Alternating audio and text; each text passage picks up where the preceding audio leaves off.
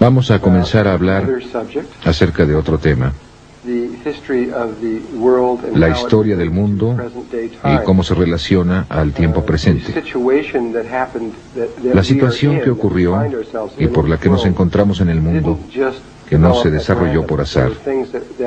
Ocurrieron cosas que necesitamos recordar. La mayoría de nosotros, no todos, pero vamos a ponerlo así, cuando menos muchos de nosotros estuvimos allí y tenemos esa memoria. Pero este no es el punto. Realmente solo necesitan saber exactamente qué ocurrió para tener una comprensión de cómo se llegó a esta situación. Esta historia, por supuesto, no la podrán encontrar en libros de historia, porque los libros solo abarcan 6.000 años y necesitamos retroceder como 450.000 años para el comienzo de todo esto. Las historias que les voy a contar son una combinación. Originalmente esto se dio por primera vez hace 8 años. Eran nada más las historias, como las dio Todd. Cuando Todd se fue hace un par de años, supe de Zecharia Sitchin y leí sus trabajos, y hallé que sus trabajos y los de Todd se complementaban casi perfectamente. Simplemente no podía ser una coincidencia. Era asombroso lo cerca que estaban el uno del otro. Y muchas cosas de las que Todd mencionaba, como que hubo gigantes en la Tierra, y no explicaba quiénes eran, aquí sí estaban explicadas. Por otra parte, muchas de las cosas que Zecharia Sitchin no comprende y pasa por alto rápidamente, fueron profundamente explicadas por Todd. De esta forma, la combinación de esto resulta en un punto de vista muy interesante. Ustedes no tienen que aceptar este punto de vista, pueden solo escucharlo como una leyenda y pensar al respecto y ver si funciona para ustedes, o solo tomen lo que creen cierto. Si algo no sienten que es cierto, entonces, por supuesto, no lo acepten. Yo sí lo creo y tengo que darlo. Yo creo estar tan cerca como se puede. Sin embargo, ustedes tienen que tomar en cuenta algo acerca de la historia que se escribe, y es que hay alguien más que la está escribiendo. Y quien quiera que sea, tenía su punto de vista. Pudo no haber sido el punto de vista de nadie más, solo su punto de vista. Y en muchos casos, especialmente en los últimos miles de años, en los últimos 6.000, fue el punto de vista de los ganadores de las guerras. El que ganaba la guerra decía, esto fue lo que pasó, y los perdedores no podían agregar nada. Y pueden ustedes revisar cualquiera de las grandes guerras, especialmente la Segunda Guerra Mundial, que fue algo muy emotivo. Saben que si Hitler hubiera ganado la Segunda Guerra Mundial, nuestros libros de historia serían completamente diferentes. Tendrían un conjunto de hechos totalmente distintos a los que estaríamos examinando, y nosotros seríamos los malos, y ellos tendrían muy buenas razones para matar judíos, etcétera, y todo lo demás. Y ustedes saben, se leería de manera totalmente distinta. Pero nosotros ganamos, así que lo pusimos de acuerdo a nosotros. Pues bien, todo ha sido así siempre, y nadie habla de eso. Y sin embargo resulta tan obvio. Hasta Todd está muy consciente de esto y dice, les estoy dando mi punto de vista. Lo he visto suceder, pero solo soy una persona. Y esto es lo que creo verdad. Pero deben pensar que otra gente puede tener un punto de vista diferente. Incluso él no dice, esto es así, tómenlo, déjenlo. Ustedes saben, hay diferentes puntos de vista respecto a todo esto. Una vez hecha esta advertencia, procederemos de esta manera. Voy a regresar, voy a comenzar primero con el trabajo de Zecharia Sitchin. ¿Quién ha leído su trabajo o parte de él? Solo 4, 5, 6, 7 personas. El resto de ustedes van a recibir un gran regalo aquí si desean saber acerca de esta persona. Verán, por mucho tiempo en la Biblia se habló de muchas ciudades como Babilonia, etcétera, todas esas ciudades. Y se pensó que era solo un mito, porque nadie pudo hallarlas, nadie sabía dónde estaban. Ni siquiera había la más ligera señal de que hubieran existido. Y finalmente encontraron una que condujo a otra, que a su vez condujo a otra y a su vez condujo a otra. Se encontró que 7 u 8 o 9 de ellas estaban en el sur de Irak, que no era un desierto como lo es ahora, sino que fue una selva tropical. Era un lugar totalmente distinto. Todas esas ciudades han sido encontradas ahora. Han sido encontradas en los últimos 100 años, y la mayor parte en tiempos más recientes. Y han excavado estas ciudades en capas, y han sacado estas tablillas de barro redondas. Y en estas tablillas está escrita la historia de la Tierra. Y lo escrito en esas tablillas, no solo Zecharia Sitchin, hay muchas personas que saben leerlas, se llaman signos cuneiformes, creo que así se dice. Mucha gente sabe leerlas y están traduciéndolas, y está cambiando el punto de vista del mundo, de lo que pensamos que es verdad. No solo cubre lo que John Anthony West está haciendo con la Esfinge, sino que estas tablillas están haciendo algo similar. Ustedes saben, siempre debemos creer a las fuentes más antiguas de algo que a alguien que está más lejos. Y estos son los escritos más antiguos que tenemos. Y están hablando de algo que nos es muy difícil creer. Es tan extravagante en tantos niveles que los científicos tienen muchas dificultades en aceptarlo. Por otro lado, si fuera algo no tan extravagante, lo habríamos aceptado inmediatamente, porque la fuente es tan antigua.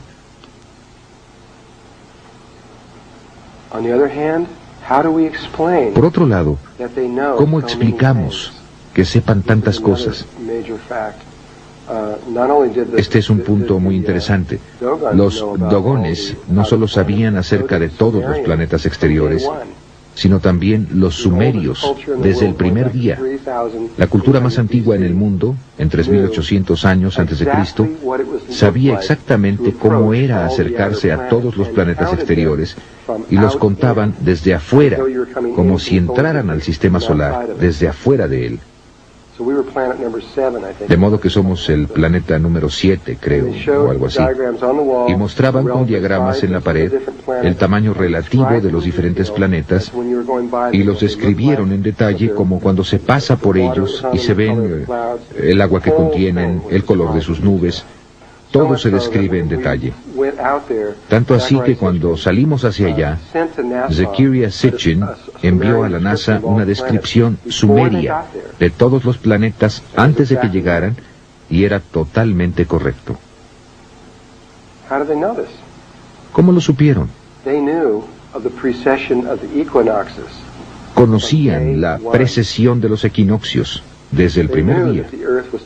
Sabían que la Tierra estaba inclinada sobre su eje 23 grados y que rotaba en un círculo que tomaba 25.920 años aproximadamente. Esto es muy difícil de comprender, especialmente para un científico, cuando tarda, calculado astronómicamente, 2.160 años de observación continua del cielo para saber siquiera que la Tierra está en un bamboleo.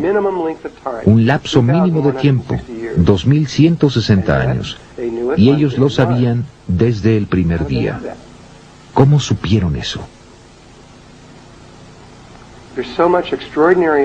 Hay tanta evidencia extraordinaria en esas tablillas de barro que no está siendo absorbida rápidamente debido a que es tan extraordinaria. Siempre hemos pensado que Moisés escribió el Génesis, como yo lo entiendo, cerca de 1250 años antes de Cristo. Esto es lo que siempre he leído. Y sin embargo, el Génesis está escrito en las tablillas de barro, palabra por palabra, 2000 años, más de 2000 años antes de que se escribiera la Biblia. Todo, hasta Adán y Eva y todos los nombres de los hijos e hijas y todo lo que surgió allí y todo el espectro de cosas del Génesis, y todo estaba escrito antes de que Moisés lo escribiera. Es un hecho.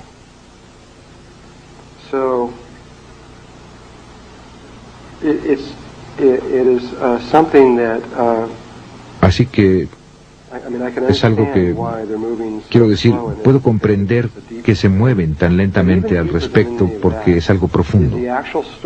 Pero más profundo que todo eso es la historia que los sumerios cuentan. Están hablando de un tiempo tan antiguo. Comienzan como creo que la historia comienza hace varios miles de millones de años, cuando la Tierra no estaba aún formada. De hecho, la Tierra estaba formada, pero de acuerdo a ellos, no era la Tierra como ahora la conocemos, sino que era un gran planeta llamado Tiamat. Y Tiamat tenía una gran luna que estaba destinada a convertirse en planeta, de acuerdo a los registros sumerios. Y había otro planeta en nuestro sistema solar que no conocíamos, según ellos. A este planeta, los babilonios lo llamaban Marduk, y de alguna manera quedaba allí. Pero ¿cuál es el otro nombre? Nebaru. Este fue el nombre sumerio para este planeta. Era un planeta enorme que iba en retrogrado con el resto de los planetas. Todo el resto de los planetas están en este plano, moviéndose de esta manera, y este va en otra dirección.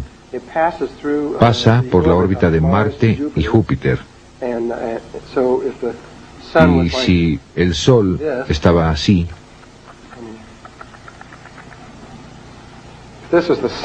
este es el Sol. Y si el Sol estuviera aquí, y tenemos a Mercurio, Venus, Tierra, Marte, Júpiter, se están moviendo así, en contra de las manecillas del reloj, de esta manera, y este entraba así, y era enorme, y se movía entre Marte y Júpiter, mientras que el resto de ellos iban así, este venía en dirección opuesta.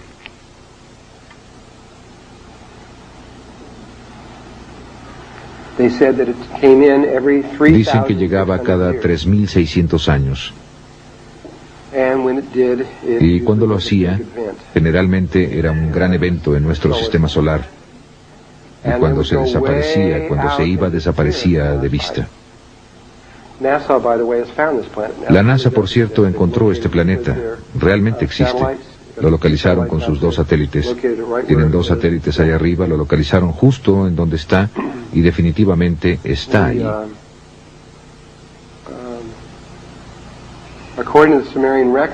De acuerdo con los registros sumerios, hace mucho tiempo había otro planeta en donde la Tierra está ahora.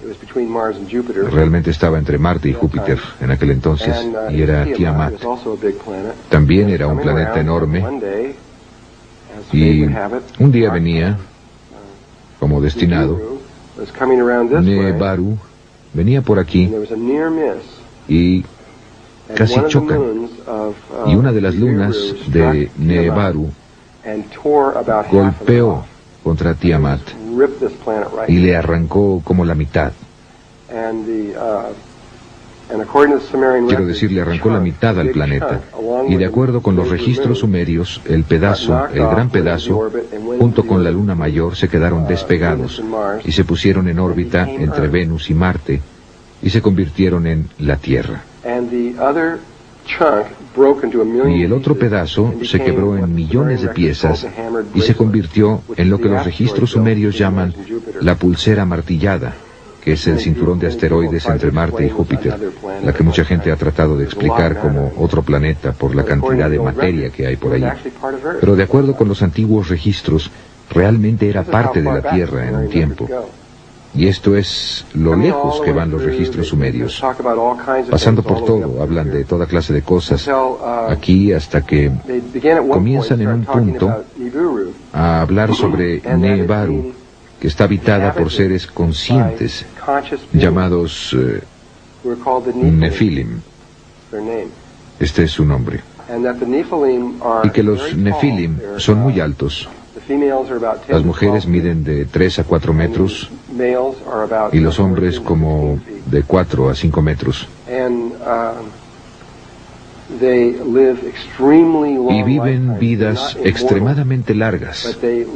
No son inmortales, pero viven como 360.000 años en una vida, de acuerdo con los registros sumerios. Y luego mueren.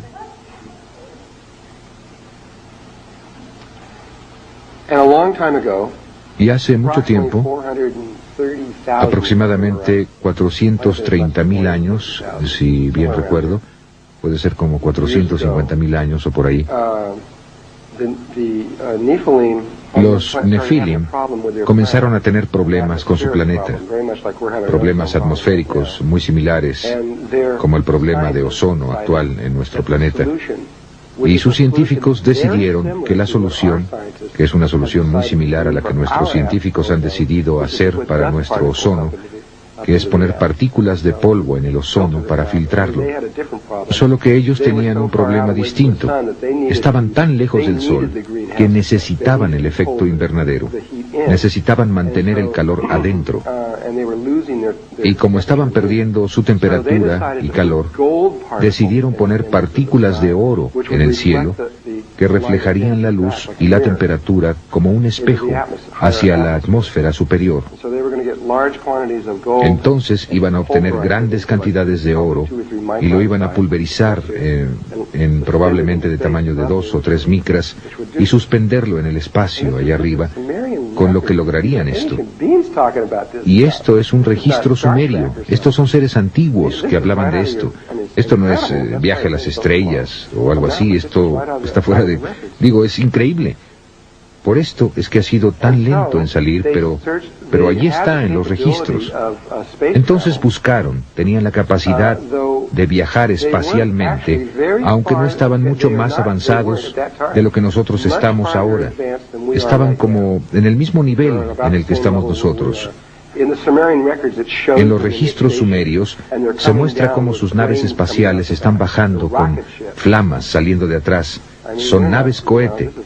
Digo, su nivel de nave espacial es tan rudimentario como puede serlo, y esto es lo que tenían. De hecho, estaban tan poco avanzados que tenían que esperar hasta que la nave estuviera cerca de la Tierra antes de que pudieran usar los cohetes para llegar aquí. No podían despegar a cualquier hora. Tenían que esperar a dar la vuelta hasta que estuvieran cerca para poder hacerlo. Así que buscaron por todo... No podían salir del sistema solar y buscaron por todos los planetas que hay aquí y encontraron que la Tierra tenía grandes cantidades de oro. Y enviaron un equipo de personas para acá hace más de 400.000 años con un solo propósito: venir y sacar oro. Elegidos por 12 miembros, que eran estos 12 jefes, junto con, creo, 400 miembros o algo así. El número exacto no es importante, de trabajadores que vendrían y realmente harían el trabajo. Llegaron a esta área en el sur, pero primero llegaron al área de Irak y comenzaron a construir sus ciudades y cosas para construir sus asentamientos. Pero no es aquí donde comenzaron a sacar el oro. A ver, ¿dónde estoy? Ah, estoy por acá, muy bien. En esta área, por acá. El primero por aquí. Y aquí es donde construyeron su primera ciudad, allá arriba. Y luego bajaron aquí en este valle específico, en el sureste de África, a sacar su oro.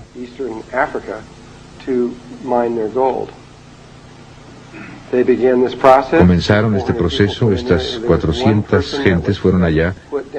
Había una persona que pusieron aquí, uno de los 12 el que nunca recuerdo su nombre, tal vez lo recuerde, y era el jefe principal allí.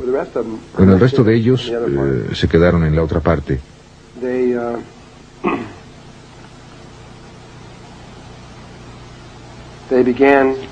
Y comenzaron a penetrar profundamente en la tierra y sacar grandes cantidades.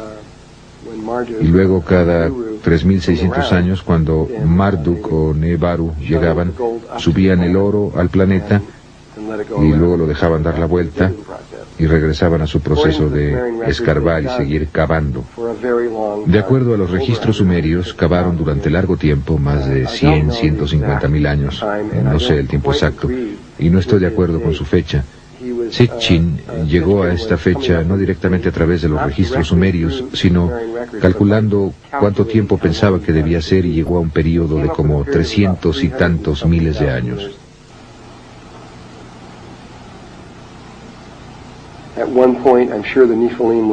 En cierto momento estoy seguro de que los Nefilim dejaron todo y a todos los esclavos, al menos hace alrededor de 20.000 años, ya que ahí los estaban encontrando, tal vez aún más tarde, los dejaron ir a todos.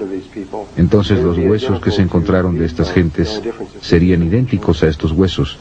La única diferencia es que ellos no podían tener hijos. Esa es la única diferencia entre ellos.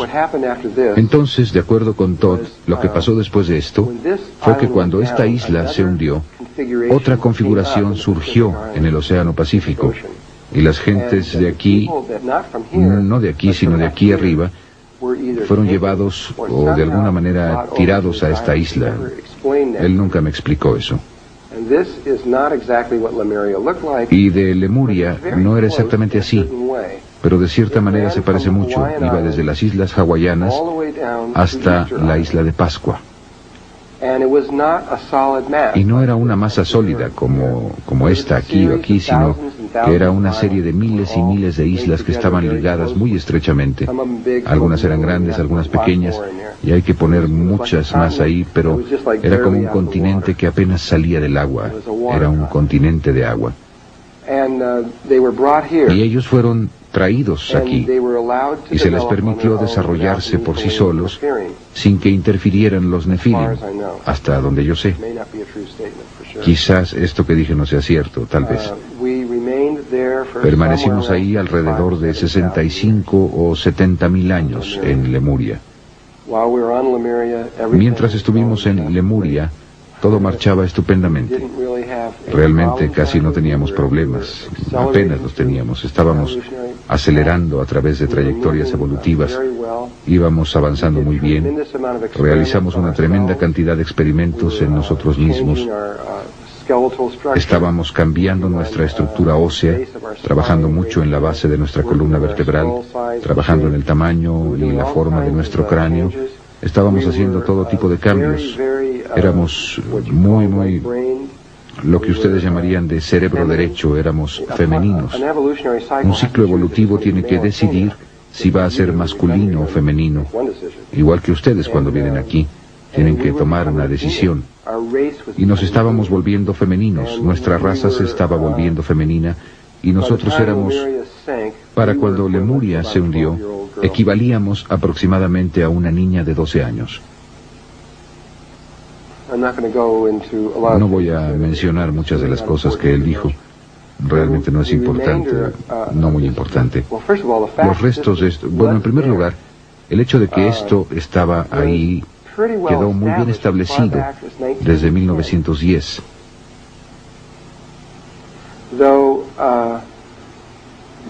Aunque no recordamos mucho, ven, porque en 1912 algo pasó, después de lo cual hubo 3 años que sucedieron realmente rápido, 1912, 1913 y 1914.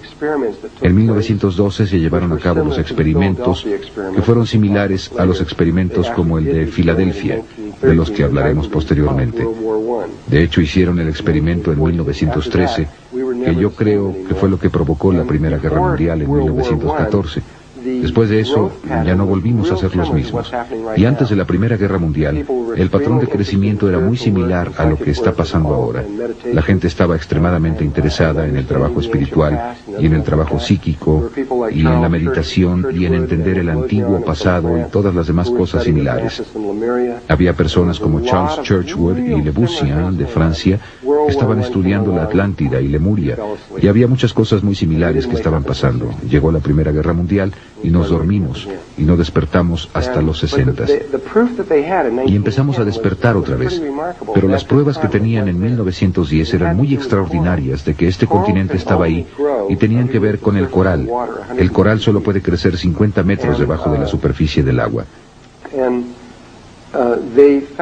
Y encontraron, frente a la costa de América del Sur, en el área de la isla de Pascua, que probablemente en aquel entonces estaba mucho más elevada. Y a propósito, el fondo del océano se eleva y cae frecuentemente. Tal vez no lo sepan, pero el océano Atlántico se elevó más de 3 kilómetros hace poco, en 1969, en enero de 1970. Y esto lo pueden consultar en la revista Life, que el fondo...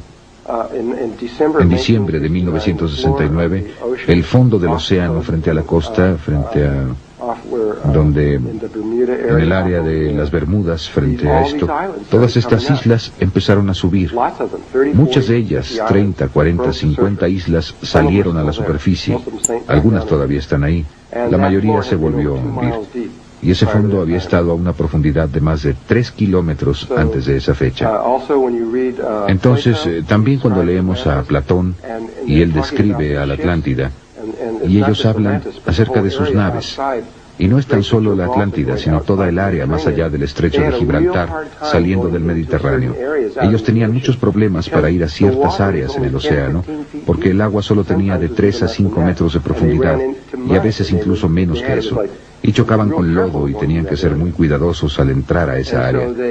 Y ahora está muy profundo. Las cosas cambian mucho. De todas formas, en 1910, sospecho que esta área estaba más alta porque podían ver estos anillos de coral por toda la superficie del fondo oceánico al irse alejando de la isla de Pascua. Y midieron los anillos de coral. ¿Cómo? No lo sé. O tal vez lo calcularon. Pero fueron calculados o medidos a una profundidad de 600 metros. Esto quería decir que originalmente los anillos de coral tenían islas en el centro, porque los anillos tenían que estar en la superficie. Y si estaban a 600 metros de profundidad, eso quiere decir que, debido a que solo pueden crecer hasta los 50 metros, se hundieron muy lentamente. Bien podían ver que estos anillos de coral continuaban a la distancia y sabían que tenía que haber muchas islas en esa dirección. Al mismo tiempo, con esta poca información, si estimamos la fauna y la flora proveniente de las islas hawaianas, hay toda una serie de islas que se mueven a lo largo de un arco como este, que corre por aquí hasta llegar a la isla de Pascua. Estas islas están separadas por largas distancias, pero si ven un mapa, verán este largo cordón. Eran las costas occidentales de Lemuria hace mucho tiempo, todas ellas, incluyendo las islas de Tahití, Tereina, todas estas diferentes islas así. Pero lo que es interesante acerca de este cordón de islas, en ninguna de estas otras islas, solo en este cordón, es que todas las islas, todas tienen exactamente la misma fauna y flora. Tienen los mismos árboles, las mismas aves, las mismas abejas, los mismos insectos, las mismas bacterias, todo. Ya dice que es interesante, ¿verdad? Solo para ayudar.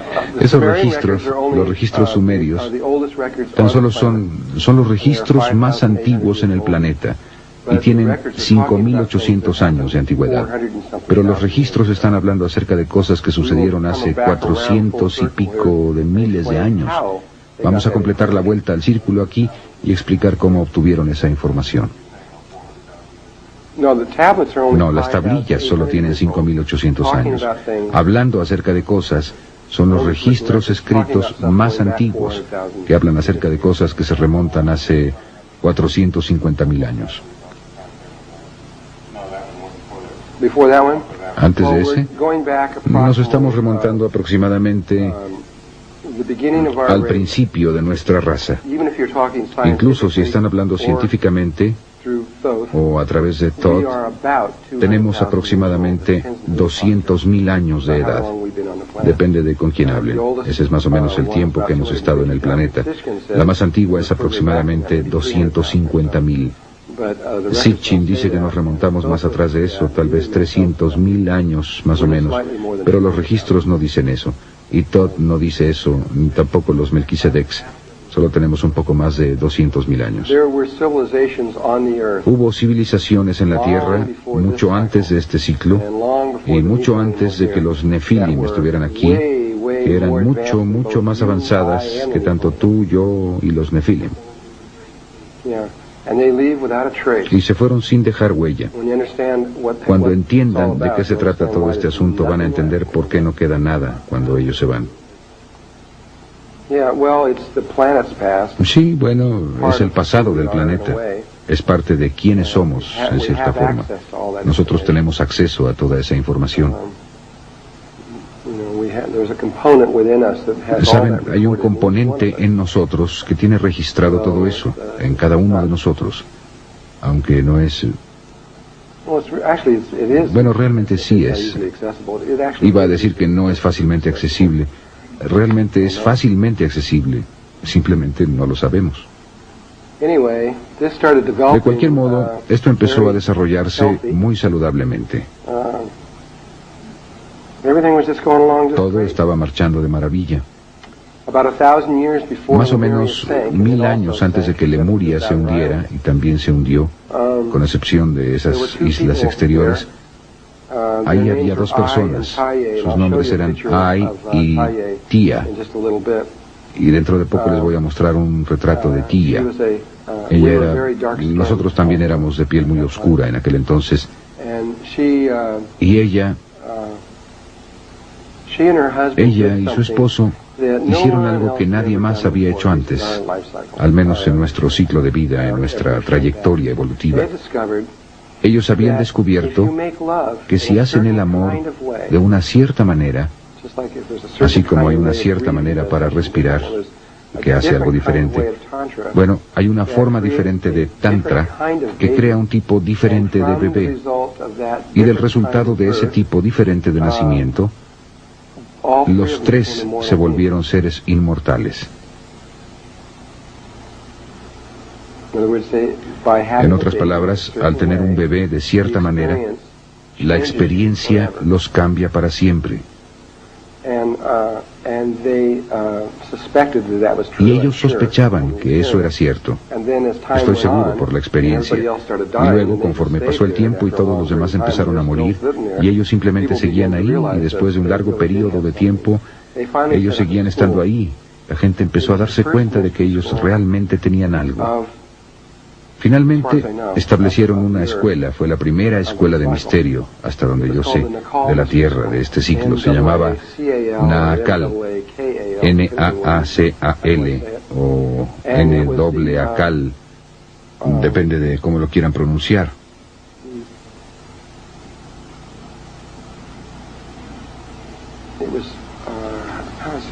Y él era, como dicen, simplemente estaban tratando de enseñar cómo hacer esta cosa que llamamos resurrección o ascensión por medio del Tantra.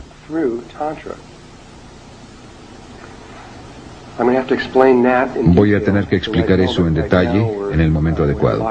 Ahora tenemos mucho camino que recorrer antes de que podamos llegar al punto para entender exactamente lo que ellos estaban haciendo.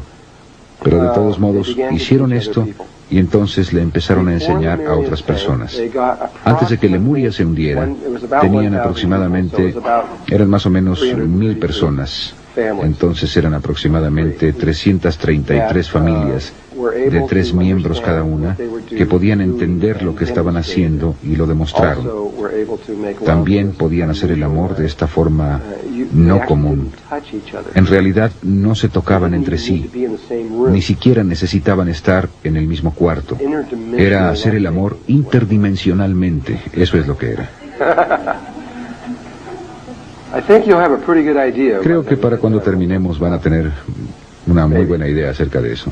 Tal vez. No, that one's free. No, eso es gratis.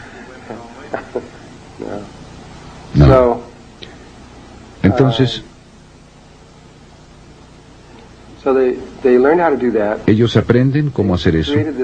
Crearon esta raza y estaba casi llegando al punto a partir del cual, si hubieran continuado, lo estaban logrando y probablemente en unos cuantos miles de años más, probablemente hubieran abarcado a toda la raza.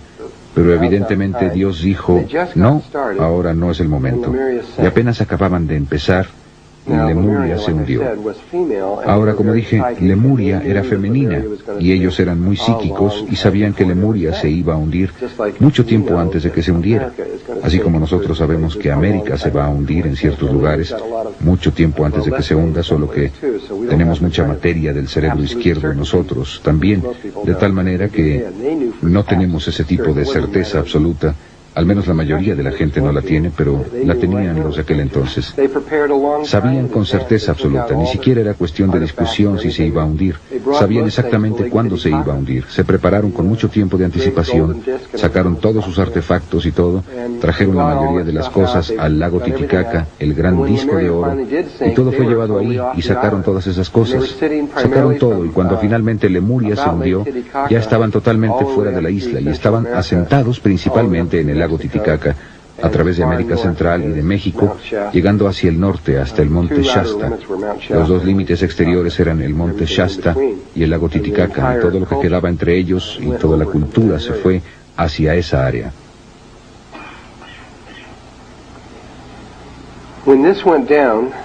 Cuando esto se hundió, al mismo tiempo, aunque sé que esto no concuerda con las ideas de otras personas acerca de esto, esto es lo que Todd dice, que esto y la Atlántida fueron acontecimientos similares.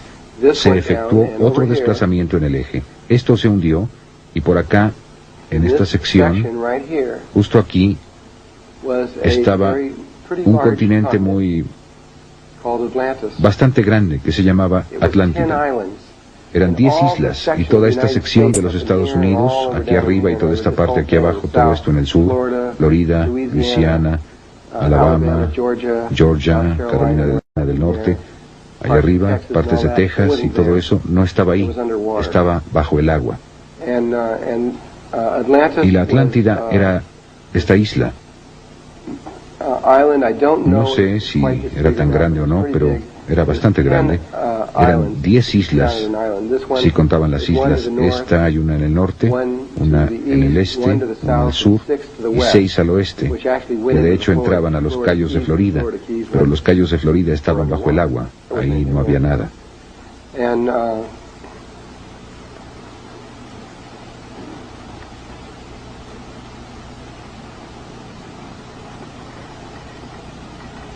Y los sobrevivientes de la escuela de misterio Naacal, los seres inmortales, se trasladaron y, de acuerdo con Todd, volaron. ¿Por qué medios? No lo sé, pero volaron, según él, desde Lemuria a esta islita amarilla aquí arriba en la parte superior, la pequeña, y le pusieron un nombre, la llamaron Udall, U-D-A-L-L. Y esperaron durante un periodo de tiempo muy largo. Y luego empezaron a hacer esta cosa que es... Si ustedes nada más los estuvieran viendo hacer esto, pensarían que ellos estaban locos. Ustedes no sabrían qué demonios estaban haciendo. Para describir lo que ellos estaban haciendo, primero tengo que describir otra cosa. Este círculo me quedó como huevo.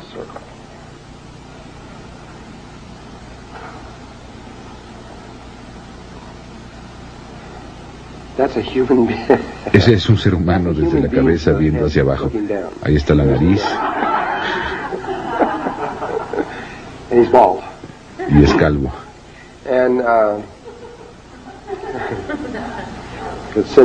Bueno, ustedes podrían enviar ese dibujo al periódico ahora mismo y dejar que ellos lo descubran.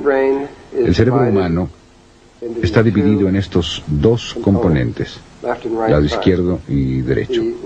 El hemisferio izquierdo es masculino y el derecho es femenino.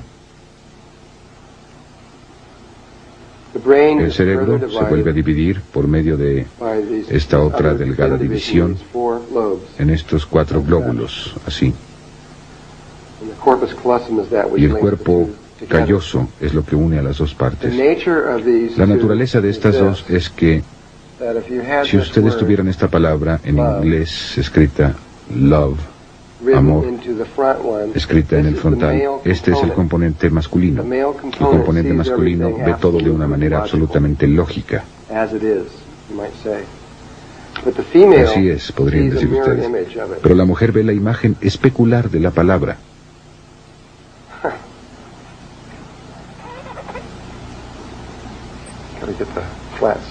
Tengo que dibujar ese lado plano correctamente.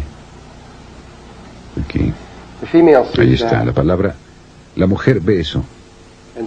Entonces, cuando el hombre ve su lógica, la lógica de ella dice, aquí no hay lógica. Y ella lo ve y dice, es demasiado lógico. Son tan solo imágenes especulares, una de la otra, como si hubiera un espejo entre ellos. Pero el hombre tiene un componente dentro de sí mismo que se ve así,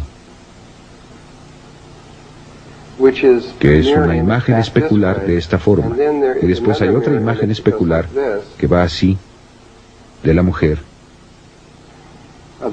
que es una imagen especular de esta, y esta es una imagen especular de aquella. Entonces es como si hubiera 4 espejos, cada uno reflejando al otro en estas 4 formas posibles.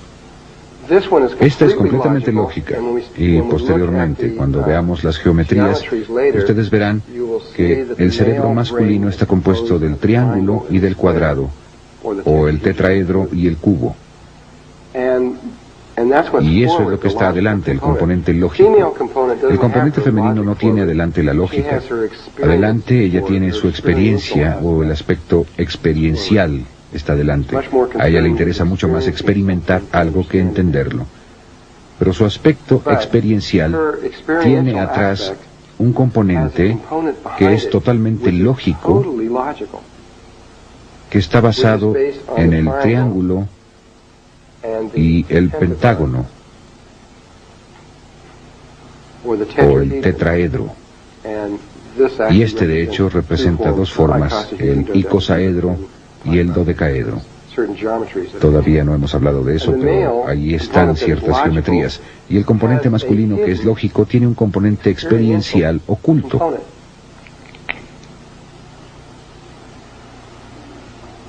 Entonces, esto también es como una imagen especular de atrás hacia adelante de esta forma.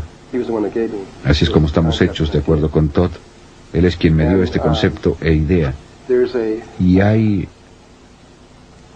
un camino que atraviesa de esta manera de lógica, y un camino entre lo masculino y lo femenino que va de esta manera de experiencia. Entonces, esta isla de Udal, aquí arriba, aquí está esta isla. Lo que hicieron fue que cuando aterrizaron en esta isla, lo primero que hicieron es que construyeron un muro por la mitad de 14 metros de altura, 6.5 metros de ancho, y dividía a la isla. Había que entrar al agua para llegar al otro lado. Era literalmente, no había forma de llegar de un lado al otro. Y después hicieron un muro más pequeño que pasaba por aquí. La dividía en estos 4 lóbulos. La mitad de estas 1000 personas que eran parte de la escuela de misterio Nahakal fueron a un lado, la mitad al otro lado según su naturaleza, y la mitad se volvió el componente masculino del cerebro y la otra mitad se volvió el componente femenino del cerebro. Y pasaron ahí muchos miles de años desarrollando esto. Seleccionaron a 3 personas y el papá de Todd fue una de estas. Se llamaba Todd Mess, y él y otras 2 personas se convirtieron en el cuerpo calloso, la parte que une entre sí a los hemisferios izquierdo y derecho. Y ellos eran las únicas 3 personas a las que se les permitía ir a cualquier parte de la isla. Aparte de eso, tenían que permanecer completamente separados unos de otros. Y empezaron a establecer, alinearon sus energías y sus pensamientos y sus sentimientos y todo con un cerebro humano.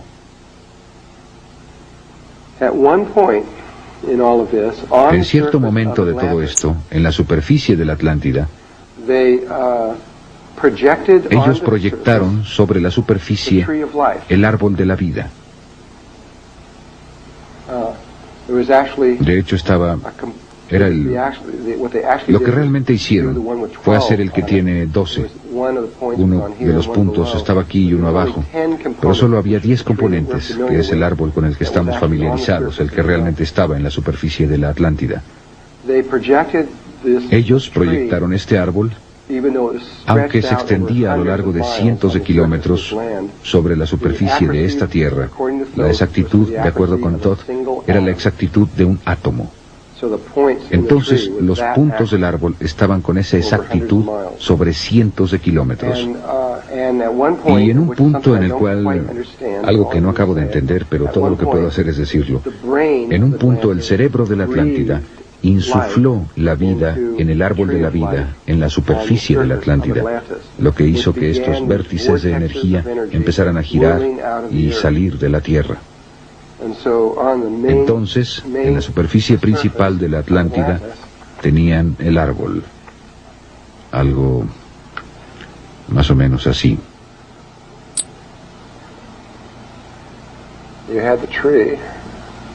Aquí está el árbol.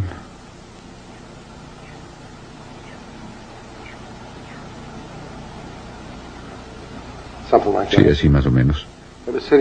Estaba sobre la superficie, aquí con estas líneas dentro de él, y estos vértices empezaron a girar saliendo de él.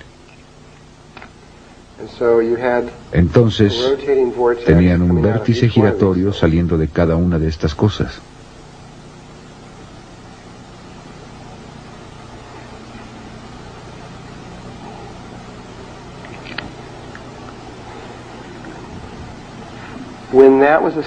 Cuando eso quedó establecido, entonces el cerebro de la Atlántida llamó a los hijos de Lemuria.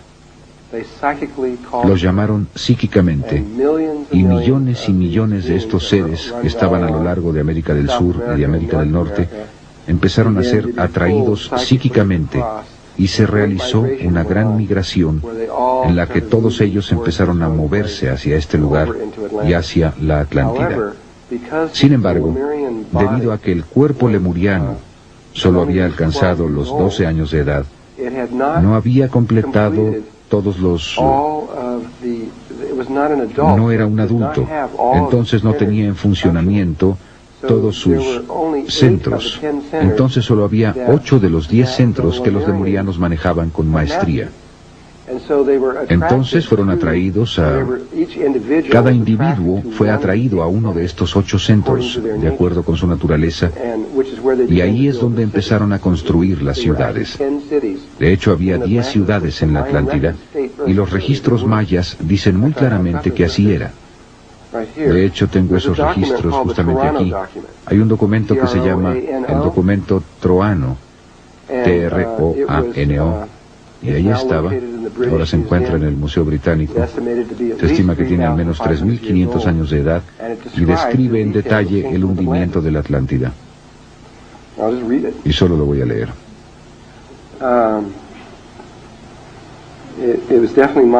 Definitivamente era maya. Contiene una narración auténtica del cataclismo. Esto es de acuerdo con Le Bussien. Y está... Sí, dije que estaba en el Museo Británico, ¿verdad? Esto es lo que dice. En los años 6 con, en el 11º molusco, en el mes Sac, hubo unos temblores terribles que continuaron sin interrupción en el 13º Chin. El país de los cerros de lodo, la tierra de Mu, fue sacrificada, sufriendo un doble cataclismo. Repentinamente desapareció durante una noche. La cuenca era agitada continuamente por fuerzas volcánicas. Debido a que estaban confinadas, estas hicieron que la tierra se hundiera y elevara varias veces y en varios lugares. Por fin la superficie cedió y 10 países fueron desgarrados y dispersados. Incapaces de resistir las fuerzas de las convulsiones, se hundieron con sus 64 millones de habitantes.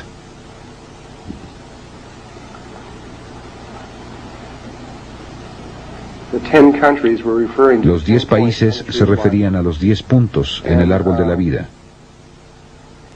Pero cuando ellos, y a propósito, cuando vean este documento, muestra esta ciudad muy moderna, una ciudad extremadamente sofisticada, con volcanes haciendo erupción dentro de ella y a todo su alrededor, y pirámides y todas estas cosas siendo destruidas, y la gente subiendo en botes y tratando de escapar.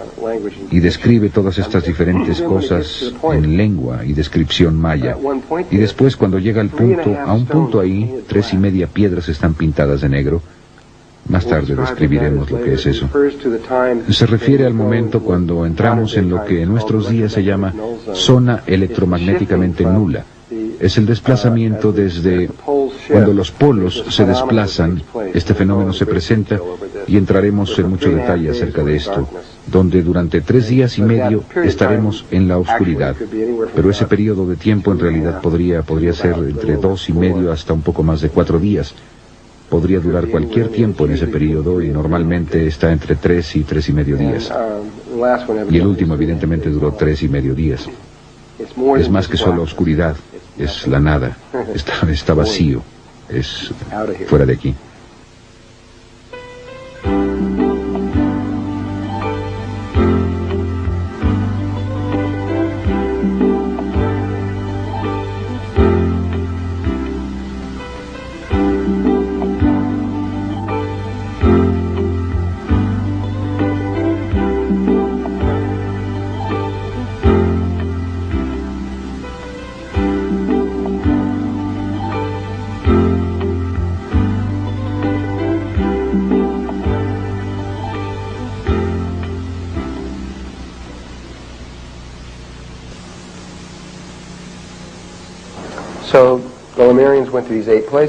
De modo que los lemurianos fueron a estos 8 lugares.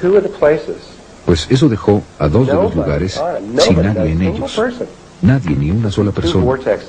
Nada más estos 2 vértices, solo jalando vida, pero nadie ahí.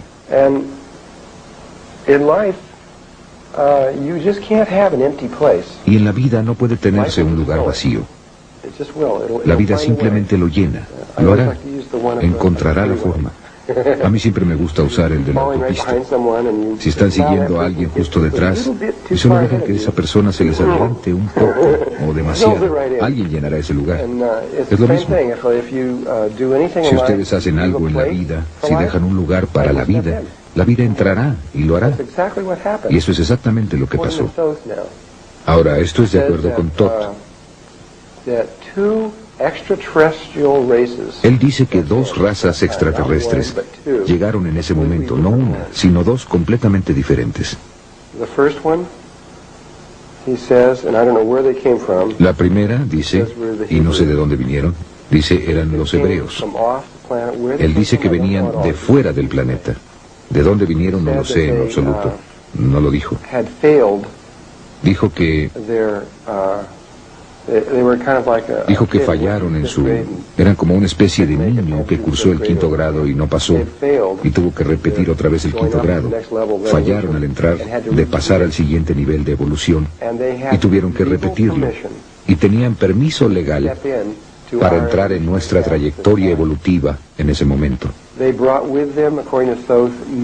Trajeron con ellos, de acuerdo con Thoth, muchos conceptos e ideas de los que todavía no teníamos idea, porque no habíamos entrado en esos niveles de conciencia. En otras palabras, eran como un niño que ya había pasado por el asunto de las matemáticas. Sabían qué era lo que venía y todo eso.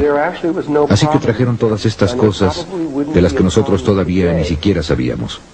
Realmente no había problema con ellos, y probablemente no habría problema hoy. Probablemente no hubiera habido ningún problema en lo absoluto, excepto que la última raza que llegó es la que tenía el problema. Realmente no fuimos nosotros. Lo que se ha desarrollado, que está ahora como ha llegado al mundo, en la situación que se ha desarrollado en el mundo. Esta última raza, y esto va a sonar extraño, especialmente cuando estoy diciendo esto hace 8 años, era una raza de seres que llegaron de un planeta muy cercano llamado Marte.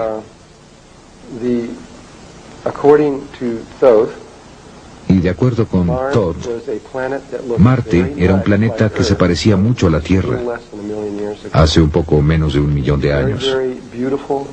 Era muy hermoso, tenía océanos y agua y árboles. Es simplemente fantástico. Miren, desde que creamos este mundo, o todo este experimento en el que estamos desde hace mucho tiempo, desde el mismo principio, habían habido 4 veces en las que alguien decidió hacer algo que en la actualidad se llama la rebelión de Lucifer, aunque sucedió 3 veces antes. Otras 3 personas, además de Lucifer, intentaron hacer lo mismo. Cada vez provocó un total caos en todo el universo. Simplemente total. Un desastre total. Y durante el tiempo de Marte, hace años, fue la 3ª rebelión, si quieren llamarla una rebelión. Fue la 3ª vez que la vida decidió intentar este experimento. Y falló dramáticamente. Y por todas partes muchos planetas fueron destruidos, y Marte fue uno de ellos. Y lo que sucedió fue, y es lo mismo que está pasando ahora, que la vida intentó separarse de Dios. Pónganlo de esta forma. Vida. Había una parte de la vida que intentó separarse de toda la vida y crear su propia realidad separada.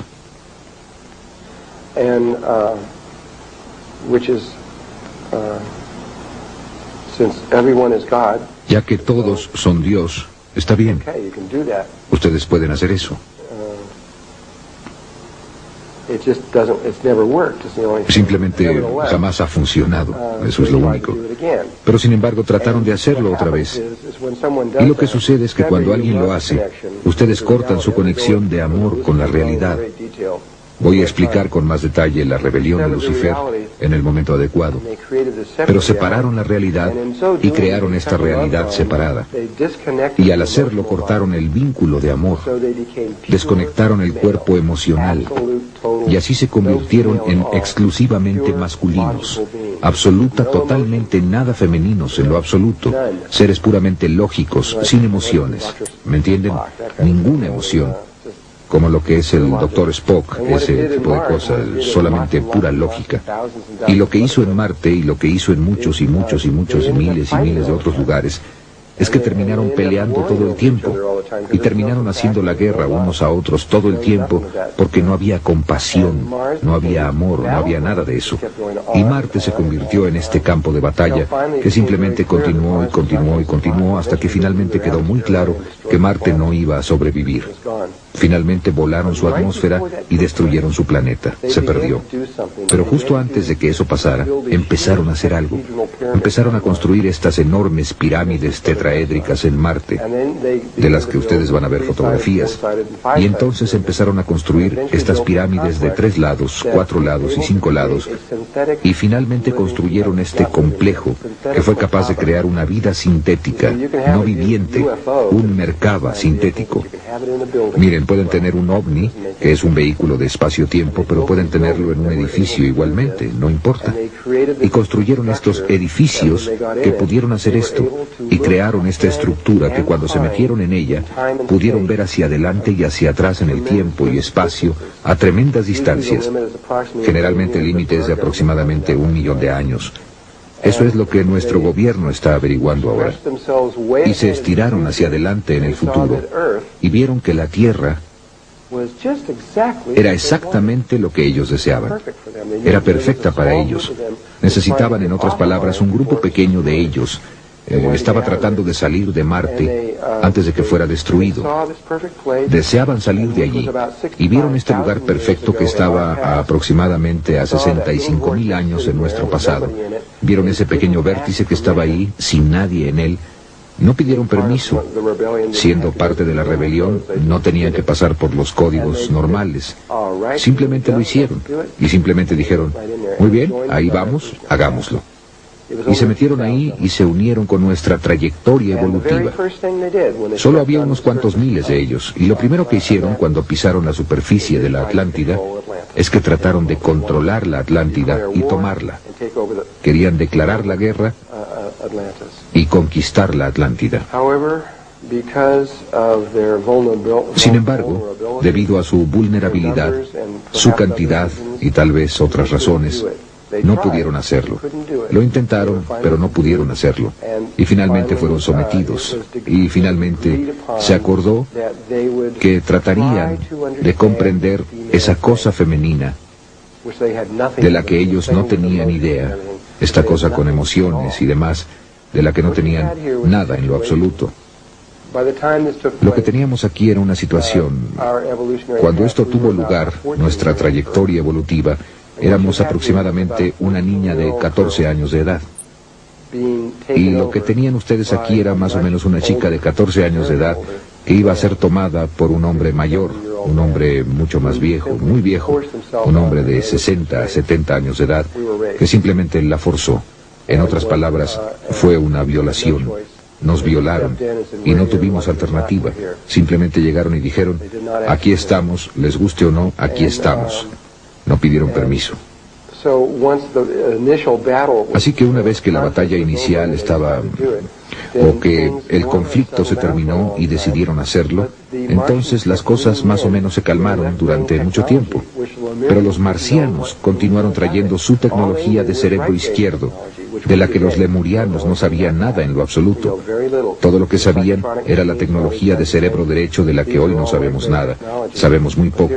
Sus máquinas psicotrónicas y todo ese tipo de cosas. Estas son todas tecnologías de cerebro derecho. Pero hay tecnologías de cerebro derecho que si ustedes supieran lo que eran, los dejarían pasmados. Son increíbles. Ustedes pueden hacer cualquier cosa, absolutamente cualquier cosa que puedan imaginar con la tecnología. La pueden hacer con cosas psicológicas y de control mental del otro lado del cerebro.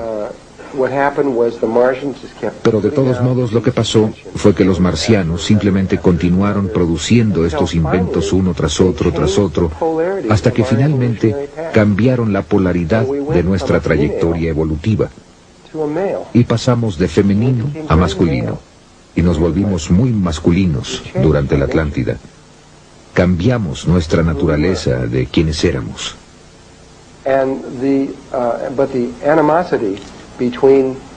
Pero la animadversión entre los marcianos y los lemurianos, y voy a poner a los hebreos junto con los lemurianos, la animadversión entre los marcianos y los lemurianos nunca cesó, sino hasta el mismo final. Se odiaban mutuamente. Y finalmente los marcianos tomaron más control de todo, muy lentamente, siguieron haciéndolo y haciéndolo, hasta que obtuvieron el control sin batallas. Tenían todo el dinero, todo el poder, todo. Y los lemurianos, el aspecto femenino, básicamente fue simplemente reprimido. Y no era una situación de amor, pongámoslo de esa forma.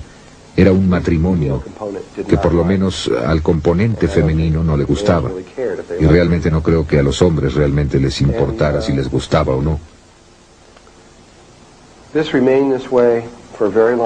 Y esto siguió en esta forma durante mucho tiempo, hasta que aproximadamente...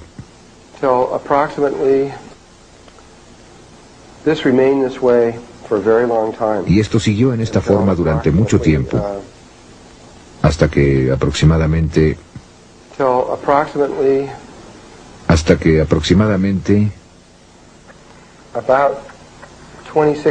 hace como 26,000 años fue cuando empezó.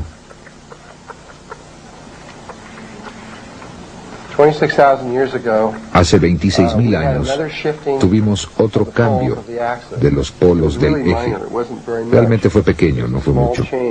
Fue un pequeño cambio en la conciencia.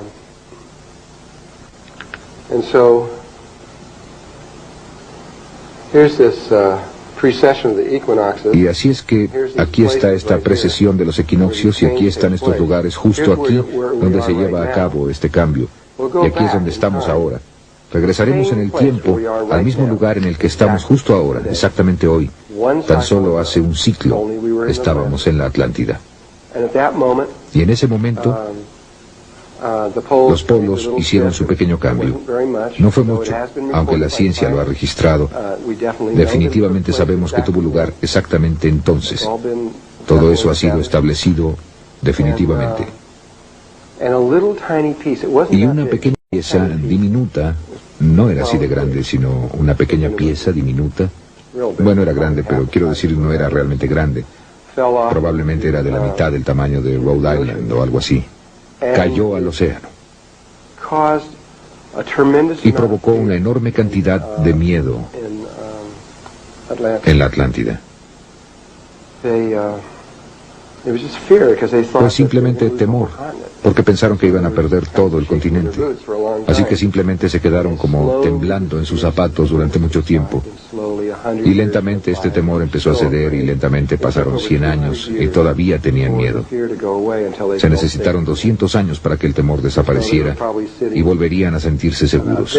Y probablemente estaban por ahí, tal vez algo así, o quizá ni siquiera tan lejos, y finalmente se relajaron. Pero el recuerdo de eso aún estaba allí. Y después, de la nada, en una mancha que está aquí, de la nada es una buena analogía para este, ahí aproximadamente hace 16.000 años, aproximadamente, un cometa, otro de estos cometas. Últimamente hemos tenido muchos de ellos. Ustedes, amigos, no saben acerca de todos ellos porque la mayoría se han mantenido en secreto, pero ha habido muchos cometas que han estado entrando, causando una asombrosa cantidad de interés y temor a niveles gubernamentales.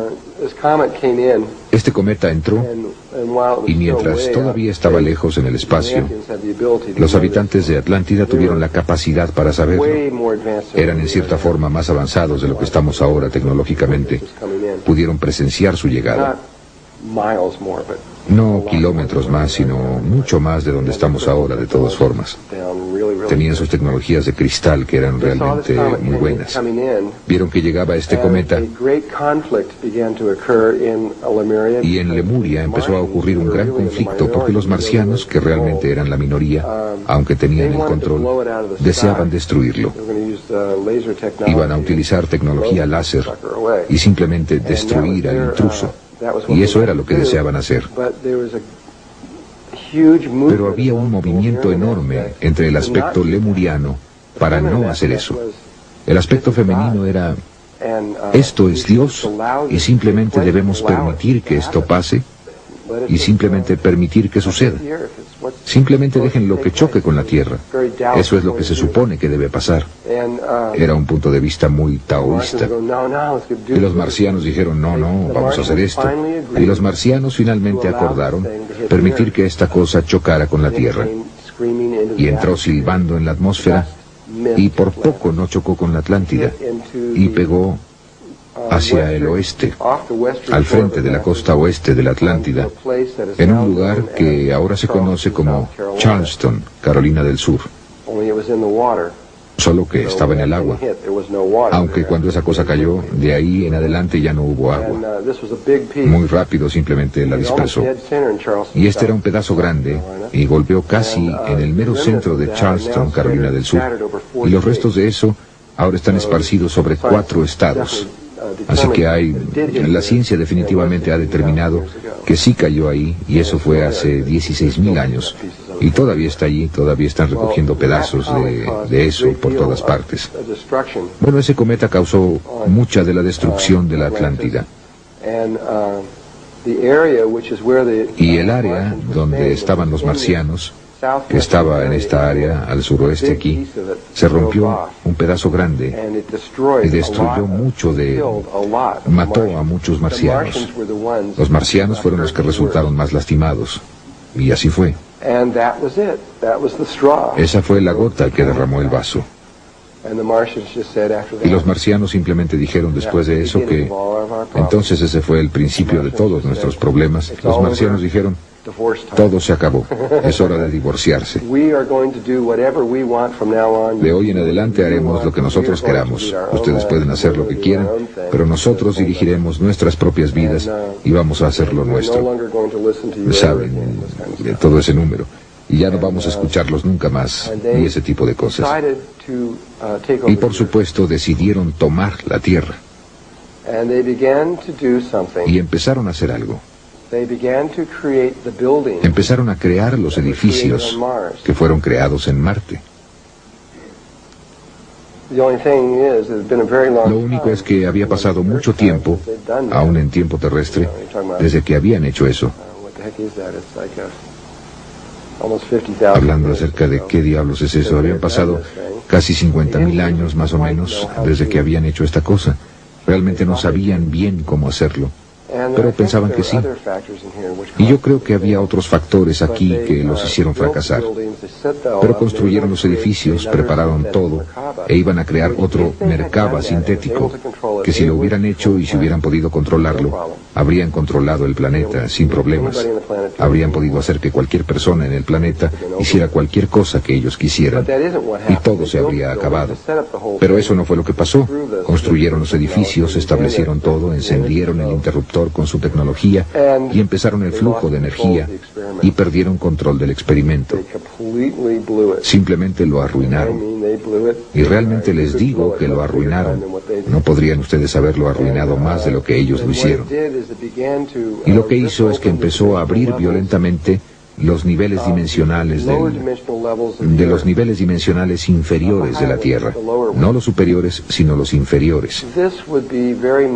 Esto se parecería mucho a los niveles dimensionales en el cuerpo humano. Son como una especie de membranas y piel, y las membranas entre el corazón y el estómago y cosas así. Así que si ustedes toman un cuchillo y abren su estómago, eso sería como abrir rasgando los niveles dimensionales de la Tierra. Tienen ustedes aspectos del espíritu que están separados de otros aspectos del espíritu mediante estas membranas dimensionales. Y ¿saben? Se supone que no se deben mezclar. Se supone que ustedes no deben tener sangre en el estómago. Se supone que esas células deben estar en las arterias. Se supone que hacen otra cosa. Y lo que hicieron es que hicieron algo que casi mató a la Tierra. Los problemas ambientales de la Tierra en este momento no son nada. Eso podría solucionarse en un momento. Eso no es nada. Pero esto, si eso hubiera continuado, habría destruido la Tierra para siempre. Nunca jamás hubiéramos podido volver a utilizar la Tierra como una base de cultivo para que las razas crecieran y de ahí partieran. Todo habría terminado. La Tierra simplemente estaría muerta. El problema ambiental realmente ahora no es nada. Parece algo grande, pero no es nada en lo absoluto. Pero eso es grave. Este campo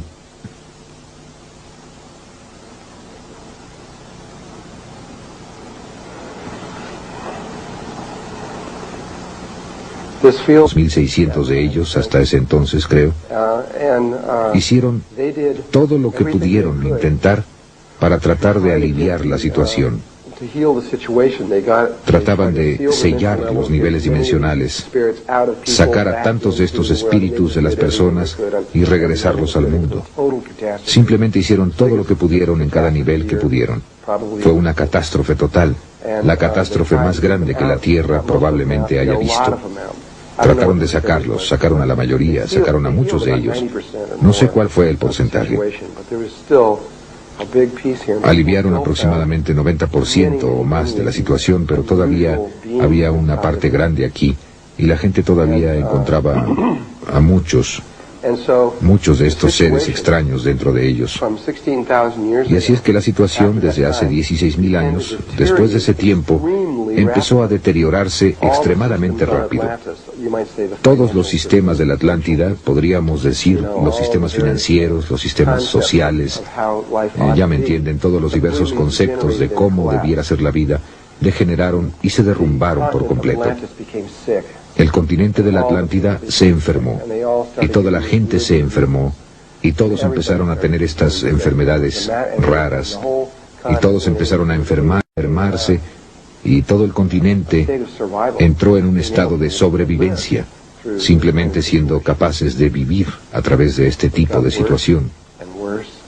Iba empeorando y empeorando y empeorando y empeorando, y después de aproximadamente 3.000, un poco más de 3.000 años, probablemente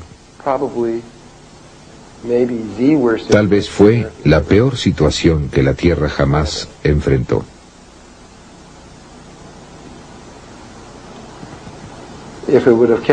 Fue horrible.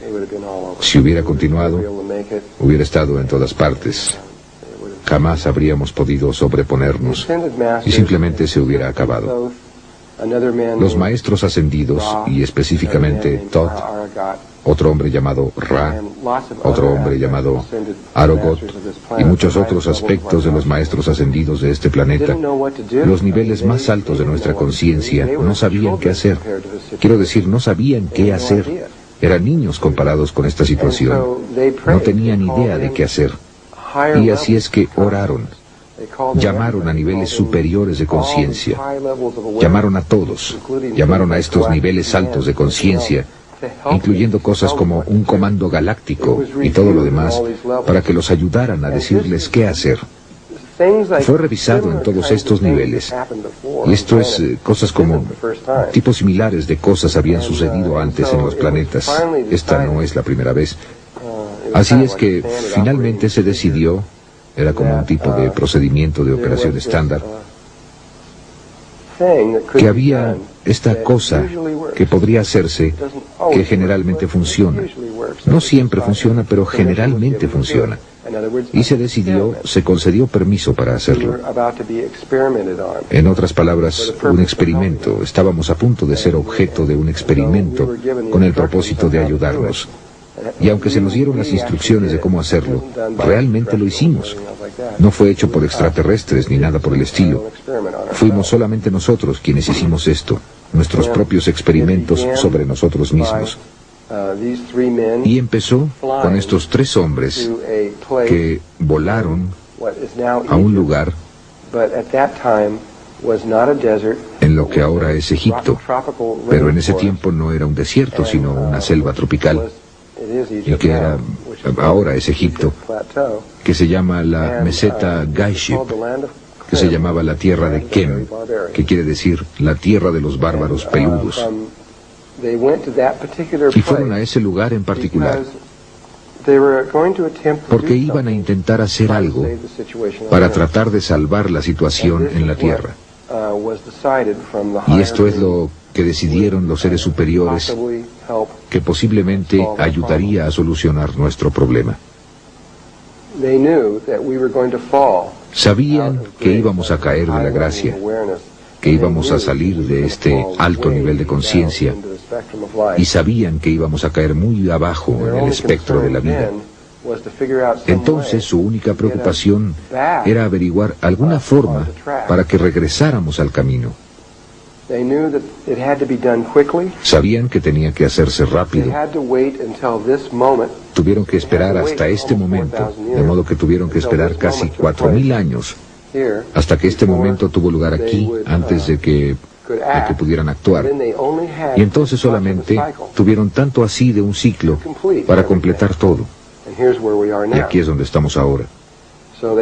Así que tuvieron que hacer esta cosa entonces, y tuvieron tan solo 12.500 años más o menos para poner todo en armonía y hacer que sucediera. No se podían tardar más que este tiempo, o nos destruiríamos a nosotros mismos.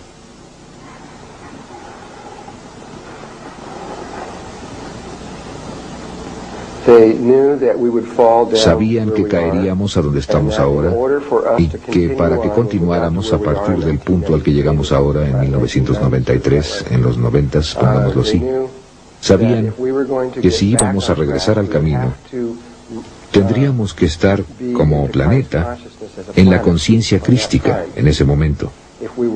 Si no estuviéramos allí,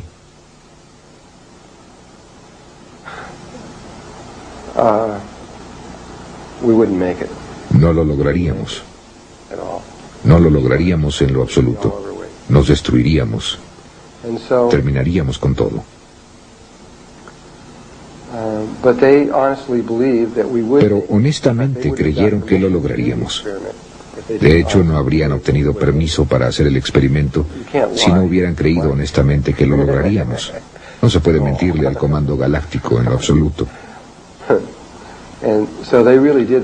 Así que realmente pensaban que sí iba a funcionar, aunque por poco. Así que otro aspecto de esto es que estaban buscando una situación que aliviara toda la situación. No estaban preocupados por tratar de encontrar una situación en la que solo los marcianos se curarían, o solo los lemurianos sanarían, o parte de la Tierra sanaría. Buscaban una situación que sanara a toda la Tierra, a ambos lados. Los niveles superiores de conciencia no están de acuerdo con esta cosa de nosotros y ellos. Todo el mundo está... Solo hay una conciencia que se mueve a través de toda la vida. Y así que están tratando de encontrar una forma para que todo el mundo regrese a un estado de amor y respeto para los demás. Y sabían que la única forma en que podrían hacerlo era regresarnos a la conciencia crística, y posiblemente continuaríamos a partir de allí. El único problema es que no podríamos hacer eso nosotros solos. Es totalmente imposible. Una vez que cayéramos aquí, pasaría un tiempo muy largo antes de que fuéramos capaces de hacer eso de forma natural. Y para entonces todos estaríamos muertos. No lo lograríamos. Seríamos afortunados si lográramos 50 años más, menos aún aproximadamente 1 millón, lo que es lo que probablemente necesitaríamos para llegar ahí. Estoy diciendo que, ignorando esa cifra, nos tomaría mucho tiempo antes de que regresáramos allí. Así que fueron a ese lugar en Egipto porque había un eje.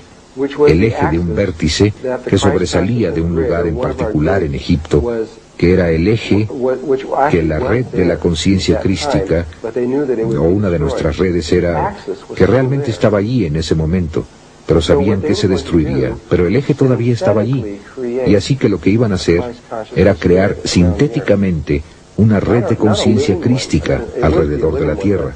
No una viviente. Llegaría a ser una red viviente, pero se haría sintéticamente.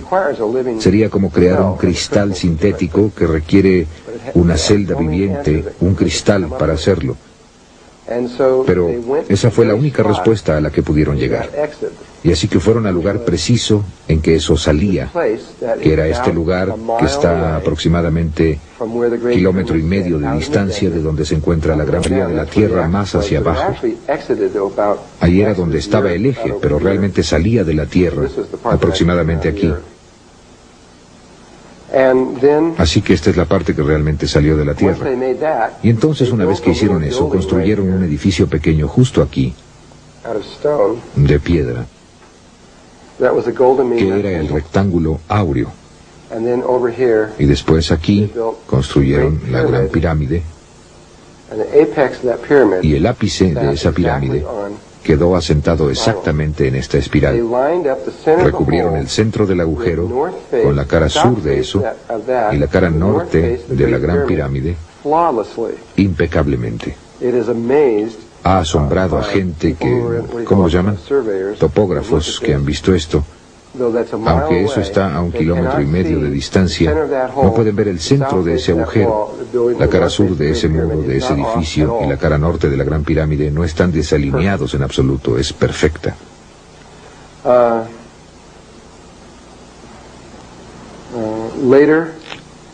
Posteriormente fueron construidas aquí las otras 2 pirámides, y también fueron construidas directamente en esa espiral. De hecho, así es como descubrieron el agujero. Fue a través de fotografía aérea. Observaron que estas tres pirámides fueron colocadas sobre una espiral logarítmica. Cuando rastrearon la espiral a su origen, fueron a ese lugar y allí estaba el agujero, y allí estaba el edificio. Eso fue hace solo unos 10 años. Sí, todavía está allí. Yo lo he visto con mis propios ojos. He pateado las piedras y lo he visto, realmente está allí. Y considero que ese lugar, y hay una armonía. Lo que sucedió es, donde hicieron ese experimento fue aquí, en esta área. Aquí y un poco más acá, en una de estas islas por aquí, a la que ahora le llamamos el Triángulo de las Bermudas. Y hay un edificio real aquí en la superficie en el fondo y abajo, que realmente no está tan profundo ahí, que tiene uno de estos adentro. Está girando muy rápido.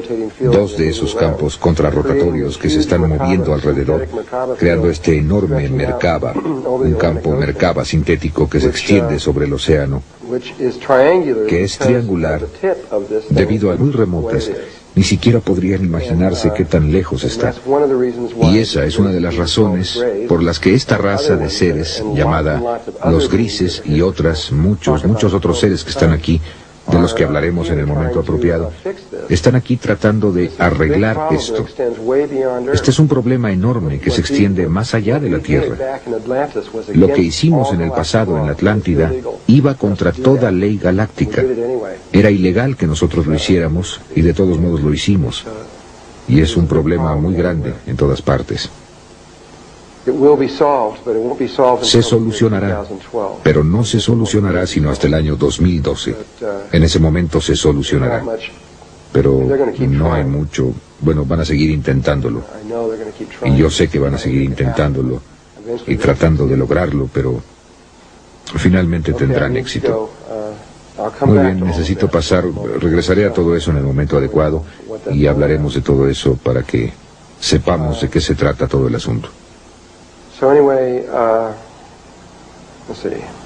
Vamos a ver.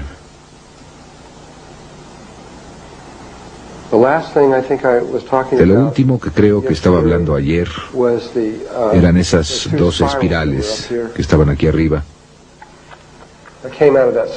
Salieron de ese lugar a donde llegó Tot y Ra y Arogot y llegaron e hicieron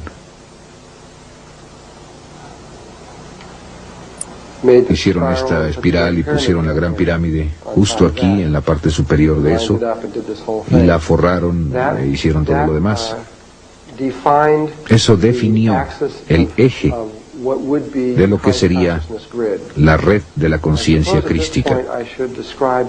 Supongo que en este punto debería describir lo que son estas redes, para que tengan ustedes una idea de qué diablos estaban haciendo en todo esto. Voy a regresar aquí y sentarme y entrar en materia. Probablemente todos conocen la teoría del centésimo mono. ¿Alguien sabe acerca de eso? Una persona, muy bien. Bueno, la describiré.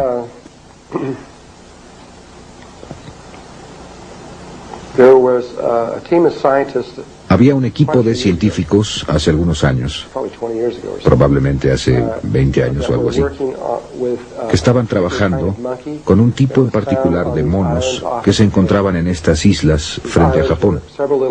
Estas islas eran varias islas pequeñas. El mismo tipo de monos estaban por toda esta pequeña cadena de islas y los estaban observando científicamente y los estaban monitoreando. Y estos monos comían estos tubérculos que crecían en el suelo arenoso y cuando los sacaban había arena encima de todos ellos y se los comían y por supuesto la arena, ya podrán imaginarlo, sabía muy mal. Y un día esta mona los lavó, ya sea en el océano o en un arroyo, no estoy seguro de dónde, lavó los tubérculos y descubrió que sabían mucho mejor cuando estaban lavados. Así que fue y le dijo a otro mono que la lavó. Y después fueron y le dijeron a más monos. Y muy pronto había un gran grupo de estos monos que estaban empezando a lavar estas cosas y hacer esto. Yo no sé si sabían si eran exactamente 100 monos o no, pero era algo en ese orden, aproximadamente. Esa era la cantidad. Cuando repentinamente alcanzaron esta masa crítica, bingo, toda la isla empezó a hacerlo, sin que estas personas fueran y les dijeran nada. Si solo hubiera sido en esa isla, entonces probablemente habrían imaginado que había alguna forma de comunicación recíproca y buscaron una comunicación. Pero también lo que sucedió simultáneamente fue que las islas alrededor, en las que no había forma posible para que estos monos pudieran haberse comunicado en alguna forma que nosotros conozcamos, también inmediatamente empezaron a lavar sus tubérculos. Fue la primera vez que la ciencia haya observado algo como esto. Y postularon que debe haber habido algún tipo de estructura morfogénica o campo que se extendía por estas islas por medio de la cual podían comunicarse. Hay un libro escrito sobre el tema llamado El centésimo mono. Y Y mucha gente pensó en ello y después, unos años más tarde, y esto es algo acerca de lo que mucha gente no sabe, un equipo de científicos de Australia, conectados a través de la Gran Bretaña, se preguntaron si los seres humanos también tenían una red similar a esta en torno a ellos. Y así que hicieron un experimento. Hicieron esta fotografía o pintura, creo que era una fotografía, que tenía literalmente cientos de personas, caras humanas en ella, pequeñas y grandes, como aretes con caras pequeñas por todos lados, y caras en los ojos y este tipo de cosas, todo hecho de estas caras. Pero cuando las veían podían ver solo aproximadamente 6 o 7 caras. No podían ver todas estas otras caras porque se necesitaba entrenamiento. Tenían que apuntar a dónde estaban. Así que si solo a primera vista solamente venían 6 o 7 caras y eso era todo. Así que fueron a Australia y lo hicieron en forma muy científica. Consiguieron un cierto número de personas de un espectro de la población y les dieron mucho tiempo y grabaron todo. Y simplemente sostuvieron la fotografía para que alguien la viera y dijeron: ¿cuántas caras ves aquí? Y la veían y decían, bueno, en el lapso de tiempo que tuvieron salían con 6, 7, 8, 9, 10 caras o lo que fuera que vieran, y grabaron eso y lo hicieron con todo un número de personas. Así lo hicieron y nadie estaba viendo. ¿Me entienden? Nadie estaba viendo más de lo que se esperaría que ellos vieran. Cuando consiguieron a unos cuantos cientos de personas que hicieron esto y grabaron con mucha seguridad lo que estaba pasando, entonces se fueron a Inglaterra, al otro lado del planeta, y en una estación cerrada de televisión por cable de la BBC, que solamente llegaba a Inglaterra, no iba a ninguna otra parte, mostraron la fotografía y cuidadosamente mostraron en dónde estaban todas las caras, cada una de las caras.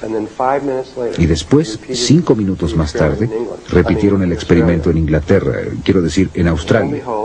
Y miren, la gente repentinamente pudo ver 70, 80 caras. Ah, sí, aquí. Pudieron ver todas esas caras allí.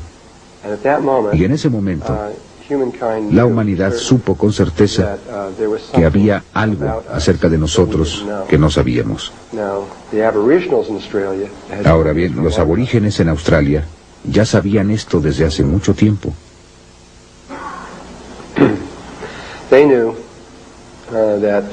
Sabían que había una estructura que conecta a las personas y las une, pero nosotros no.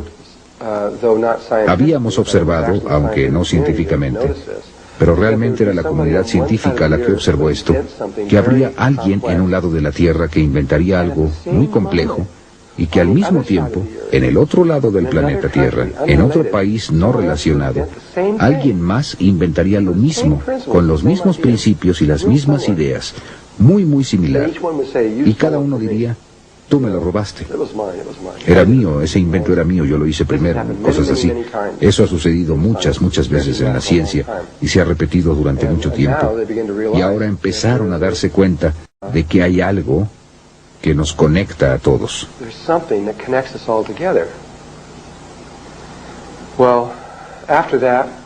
Bien, después de eso,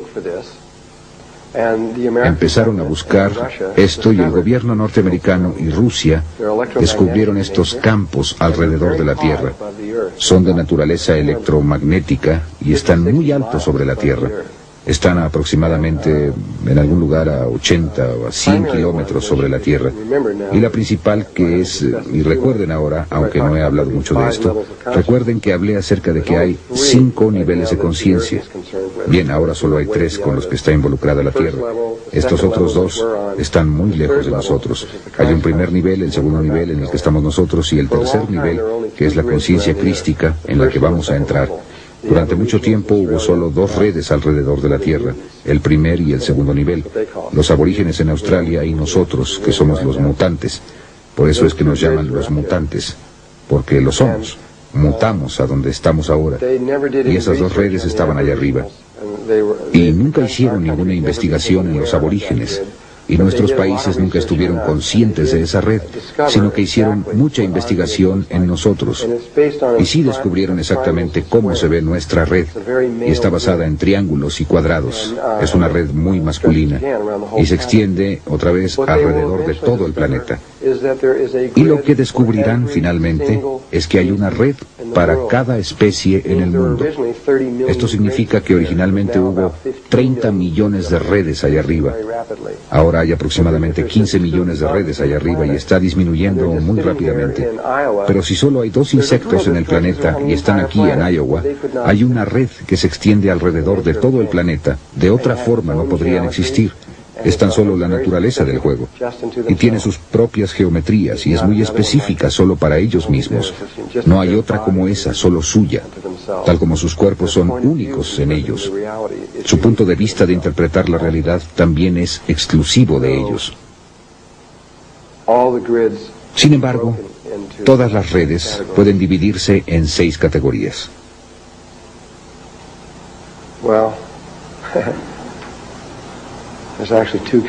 Bueno, realmente hay 2 tipos. Después se dividirían en 6 y 5. Así que realmente hay 11 categorías en las que se dividirían.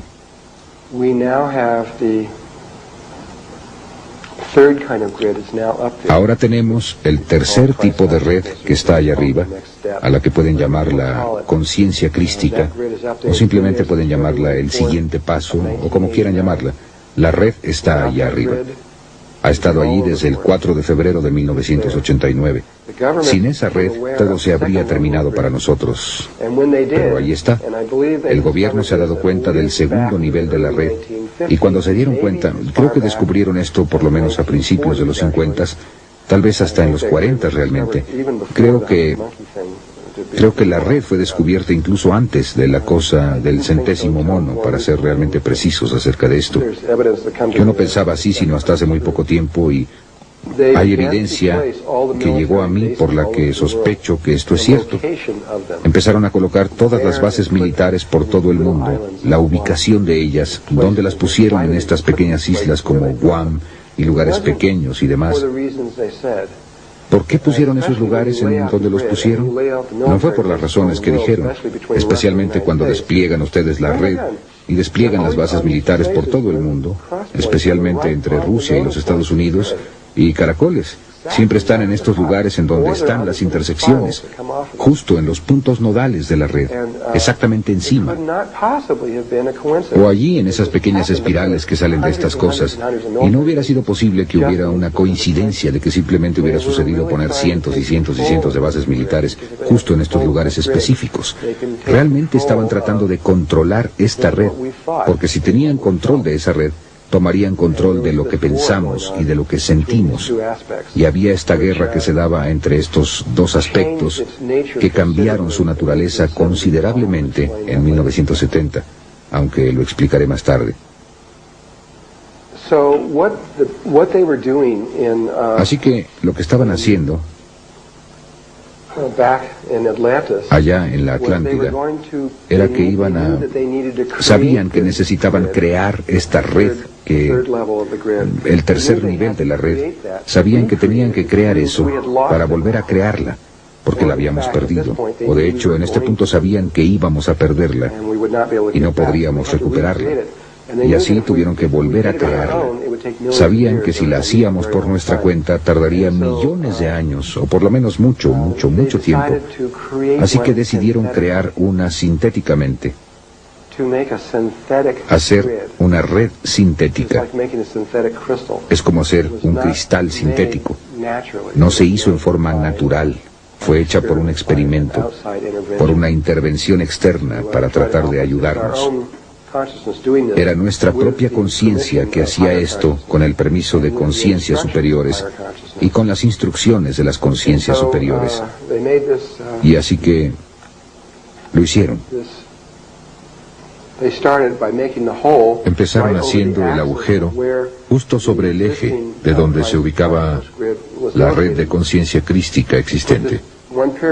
Y pusieron esta pirámide allí, y después en un nivel de 4ª dimensión encontraron en donde toda la red cruzaba por más de 83,000 lugares sobre la superficie de la Tierra.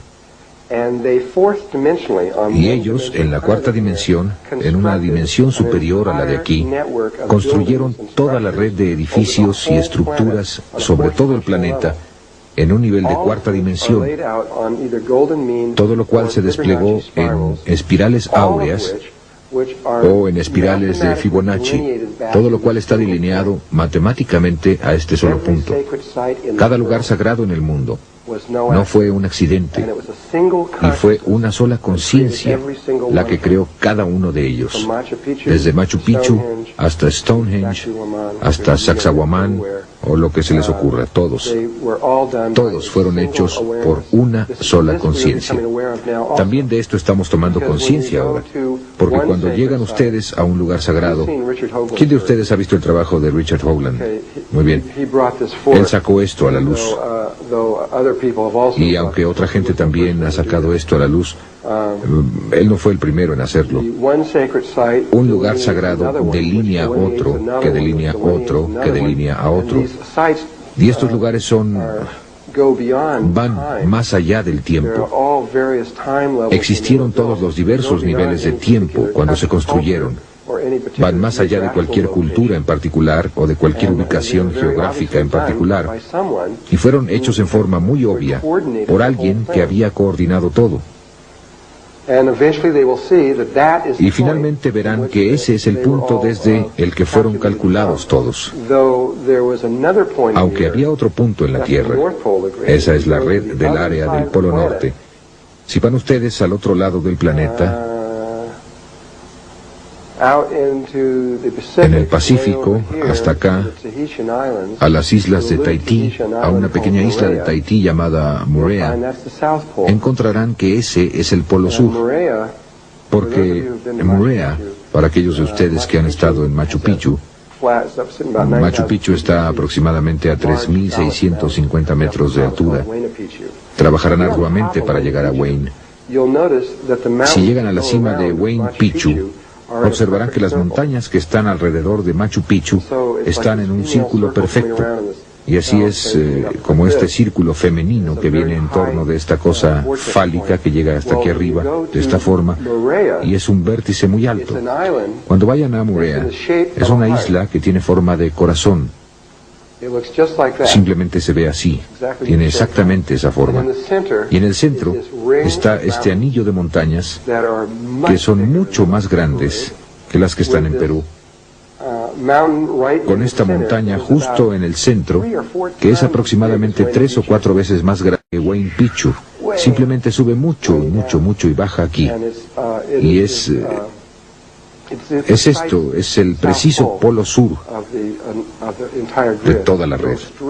Y si van derecho a través de la Tierra, salen aquí. Solo está desviado, hay una ligera curva, está desviado una cantidad muy pequeña. Pero aquí es donde sale a través de la Tierra, aquí, y aquí es donde está desviado una cantidad muy pequeña.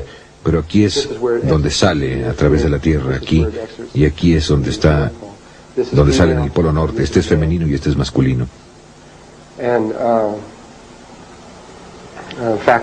De hecho, todas las casas en Moorea tienen un corazón en el frente de ellas, con su número de casa en ellas, porque la isla tiene la forma de un corazón.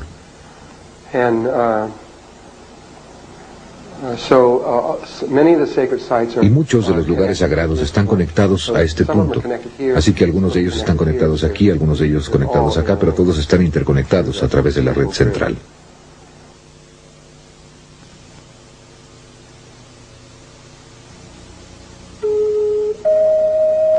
Cinta 4, segunda parte.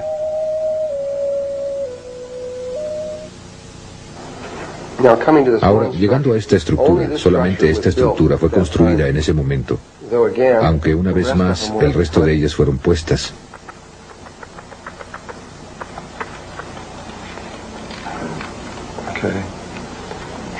Intentemos con otro color aquí.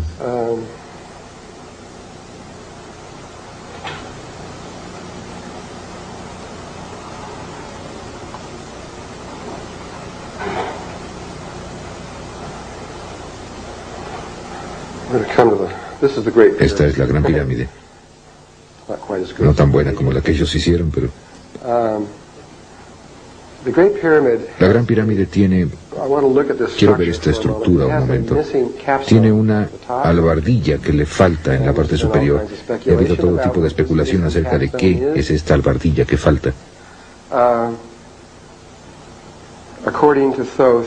De acuerdo con Todd, la albardilla real que falta es de unos 20 centímetros de altura, de oro sólido, y una imagen holográfica de toda la pirámide. En otras palabras, tiene todos los pequeños salones dentro y todo en proporción, y está en los recintos de las memorias. No es la albardilla. Las otras dos pirámides culminan en una punta, solamente esta tiene esto. Pero la pieza que falta no es pequeña, es de aproximadamente 2 metros cuadrados. Lo que falta es una pieza grande. Se separan en la parte superior y es una pieza grande, plana, enorme allá arriba. Y es una plataforma de aterrizaje para una nave muy especial que existe en la Tierra. De acuerdo con las tablillas Esmeralda y con Todd, hay otro objeto no muy lejos de aquí llamado la Esfinge. La Esfinge es mucho más antigua, de 10 a 15 mil años, es mucho más antigua que eso. Y ha sido en su mayor parte, el factor que olvidaron considerar en sus ecuaciones es que la Esfinge generalmente ha estado bajo arena, ha estado bajo las arenas la mayor parte del tiempo. De hecho, cuando Napoleón fue a ver la Esfinge, ni siquiera sabía que estaba allí, porque todo lo que vio fue la cabeza. Estaba completamente sepultada. Y por lo general, está completamente sepultada. Así, cuando ese factor fue llevado allí, podrían ustedes ver que el desgaste sería... Tomaría mucho más tiempo desgastar algo que está completamente sepultado que cuando está expuesto. Y de acuerdo con Todd, esto se remonta a por lo menos 5,5 millones de años. Y creo finalmente que eso saldrá a la luz, porque hasta ahora no se ha equivocado en nada. Incluso John Anthony West espera de verdad que sea por lo menos de 200 a 400, un poco más de 200,000 años de antigüedad, pero ni siquiera se preocuparon por tratar de hacer esos tipos de especulaciones, simplemente querían pasar de esos 6,000 años, porque si podían superar los 6,000 años, entonces eso rompe la grieta, así que hicieron eso. Más tarde trataré de regresar más y más cuando puedan presentar mayor evidencia. Así que bajo la Esfinge, según Todd, aproximadamente 1,5 kilómetros abajo, hay un salón redondo con una parte superior plana y un techo plano. Y dentro de este salón está el objeto más antiguo, el objeto sintético más antiguo del planeta, más antiguo que ninguna otra cosa. Regresando en el tiempo, de acuerdo con ellos, creen, aunque no pueden probarlo, hace 500 millones de años cuando empezó todo. Y el objeto es un enorme, aproximadamente de 2 cuadras de una ciudad, un enorme vehículo. Es extraordinario por el hecho de que solo tiene de 3 a 5 átomos de espesor, y su forma es redonda, es como un disco. Es redondo y tiene un fondo plano y una parte superior plana. En su parte superior, si lo ven en esta forma, tiene un dibujo que se ve así.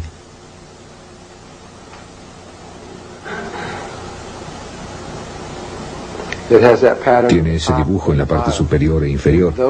Y esas áreas en las que está ese dibujo tiene 5 átomos de espesor.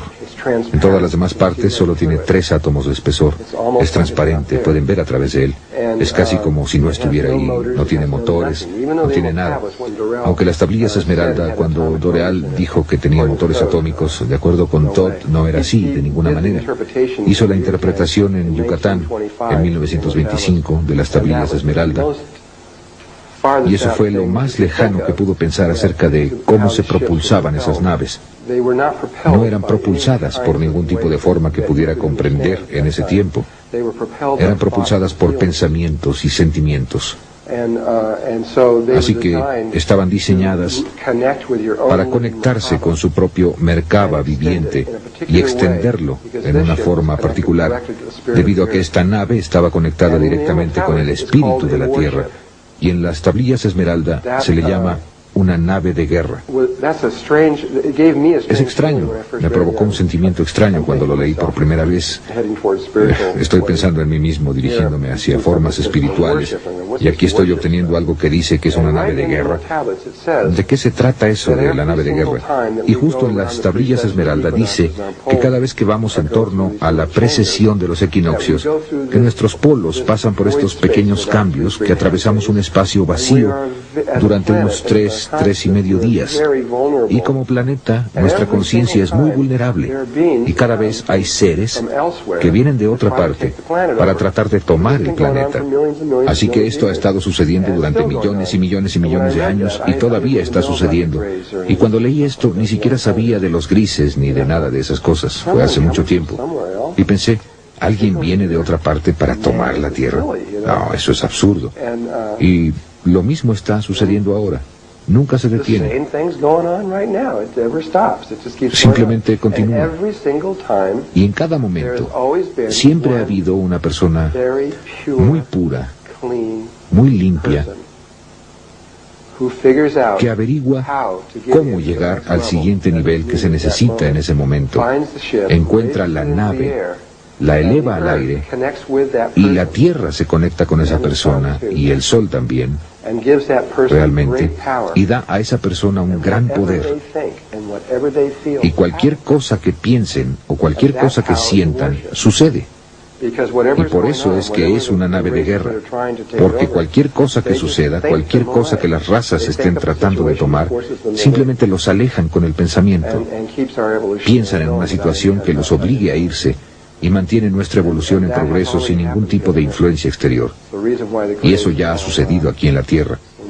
Es la razón por la que los grises están, cuando hablemos acerca de ellos, los describiremos. Los problemas que están teniendo son por una sola mujer. Una mujer pequeña de 23 años de edad del Perú, que ahora tiene aproximadamente 26 años de edad, que hizo el primer proceso de ascensión hacia la nueva red.